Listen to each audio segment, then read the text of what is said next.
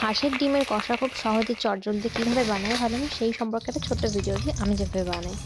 তো কিছুই না, ডিমটাকে আলুটাকে ভালো করে ভেজে নিয়ে তার মধ্যে সেই তেলের মধ্যে জিরে, শুকনো লঙ্কা আর গরম মশলা আর সামান্য একটু চিনি ফোড়নে দিয়ে তার মধ্যে দিয়ে দিতে হবে রসুন কুচি।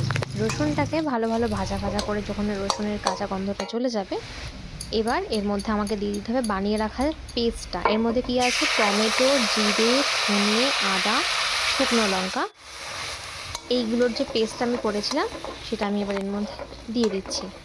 নিয়ে এবার এই মশলাটাকে খুব সুন্দর করে সমস্ত কিছুর সাথে মিশিয়ে ভালো করে কষাতে হবে যতক্ষণ না মশলাটা থেকে তেল ছেড়ে আসছে।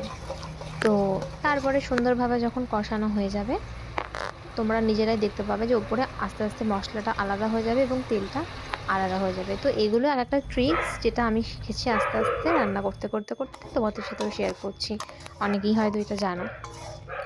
তো আমি অনেকটাই মশলা হুম। দিয়েছি। দেখো এবার কষে যখন গেছে তখন মশলাটা কিরকমভাবে আলাদা হয়ে তেলটা উপরে ছড়িয়ে এসেছে এবং কতটা ঘন হয়ে গেছে। তার মানে বুঝতে হবে যে আমার মসলা খুব সুন্দরভাবে কুক হয়ে গেছে। এবার এর মধ্যে ভেজে রাখা আলুটা দিয়ে দেবো। আলুটা মানে হাফ সেদ্ধ আছে। আর যাতে পুরোপুরি তাড়াতাড়ি সেদ্ধ হয়ে যায় তার জন্য আমি কষানোর সময় আলুগুলোকে এর মধ্যে দিয়ে দিলাম। দিয়ে খুব সুন্দরভাবে নাড়াচাড়া করব। এই হাঁসের ডিমের কষাটা খেতে আমাদের বাড়িতে আমরা সকলেই খুব পছন্দ করি। তো আজকে কষা করব না,